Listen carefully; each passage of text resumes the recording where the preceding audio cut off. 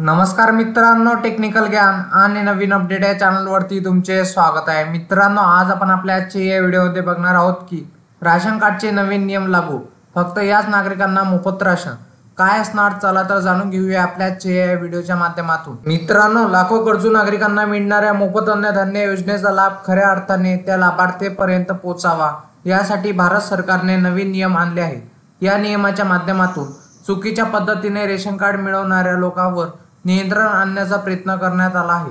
गेल्या काही वर्षांपासून रेशन कार्ड योजनेच्या अंमलबजावणीत काही समस्या निर्माण झाल्या होत्या। सरकारी कर्मचारी, उच्च महसूल असलेले व्यक्ती आणि सक्षम नागरिक यांनाही अमर्यादित रेशन कार्ड मिळवले होते। मित्रांनो, यामुळे गरजू नागरिकांना जेवढ्या प्रमाणात मोफत अन्नधान्य मिळणे गरजेचे होते तेवढे मिळत नव्हते। कालांतराने हा वाढता गैरव्यवहार लक्षात आल्यानंतर सरकारने याकडे गांभीर्याने पाहायला सुरुवात केली। अखेर रेशन कार्ड योजनेची पारदर्शकता आणि कार्यक्षमता वाढवण्यासाठी नवीन नियम आणण्याचा निर्णय घेण्यात आला आहे। मित्रांनो, या नवीन नियमांतर्गत रेशन कार्डसाठी काही कठोर पात्रता निकष निश्चित करण्यात आले आहेत। त्यापैकी काही महत्त्वाच्या बाबी मी सांगणार आहोत। मित्रांनो, प्रथम गोष्ट म्हणजे जमीन व मालमत्ता धारकांना वंचित ठेवणे। या नियमानुसार जर एखाद्या व्यक्तीकडे 110 चौरस मीटरपेक्षा अधिक जमीन असेल तर मग ती जमीन कोणत्याही स्वरूपात असो तर तो व्यक्ती रेशन कार्डसाठी पात्र राहणार नाही। या नियमाचा उद्देश असा आहे की जमीन, बंगला किंवा मोठे घरे असणाऱ्या सक्षम नागरिकांना ही सुविधा गरजूंना द्यावी असे सांगण्यात आले होते। दुसरी गोष्ट म्हणजे वाहनधारकांना वंचित ठेवणे।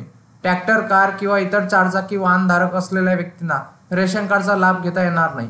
आर्थिकदृष्ट्या सक्षम लोकांनी या सुविधेचा लाभ न घेण्यावर भर दिला पाहिजे। सरकारी कर्मचारी व आयकर भरणारे अपात्र। सरकारी कर्मचाऱ्या कुटुंबातील कोणताही सदस्य रेशन कार्डचा लाभ घेऊ शकत नाही। तसेच आयकर भरणारे नागरिकांनाही या योजनेसाठी पात्र राहणार नाही। चौथी गोष्ट म्हणजे बनावट शिधापत्रिक धारकांनी चेतावणी।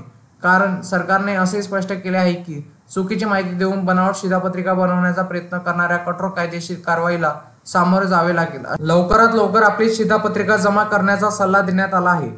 या नियमामागील उद्देश काय आहे? कोणताही व्यक्ती खऱ्या अर्थाने रेशन कार्डचा लाभ घेण्यासाठी पात्र आहे हे ओळखण्यासाठी सरकारने ही नवी व्यवस्था आणली आहे। उच्च महसूल असलेल्या व्यक्तींना, सरकारी कर्मचाऱ्यांना आणि बनावट शिधापत्रिक बनवणाऱ्या लोकांना या योजनेचा लाभ मिळू नये याकडे लक्ष दिले जात आहे। त्याचप्रमाणे गरिबी रेषेखालील कुटुंबे, शेतकरी, कुटीर उद्योग व्यवसायी यांना मोफत अन्नधान्य देण्याचा प्रयत्न सरकार करत आहे। रेशन कार्ड धारकांची संख्या आणि वितरण प्रक्रिया याबाबत या आधीच्या गैरव्यवहारावर नियंत्रण मिळवण्यासाठी हे पाऊल उचलले गेले आहे। अशा प्रकारे गरजूंना मदत करण्याचा आणि संपूर्ण अन्न सुरक्षा कार्यक्रमाची कार्यक्षमता वाढवण्याचा सरकारचा उद्देश आहे। मित्रांनो, तुम्हाला असेच नवनवीन व्हिडिओ बघण्यासाठी तुम्ही आपल्या चॅनलला लाईक, शेअर अँड सबस्क्राईब करून ठेवा, जेणेकरून तुम्हाला असेच नवनवीन व्हिडिओ बघण्यासाठी आपल्या चॅनलवर तुम्हाला मिळेल। धन्यवाद।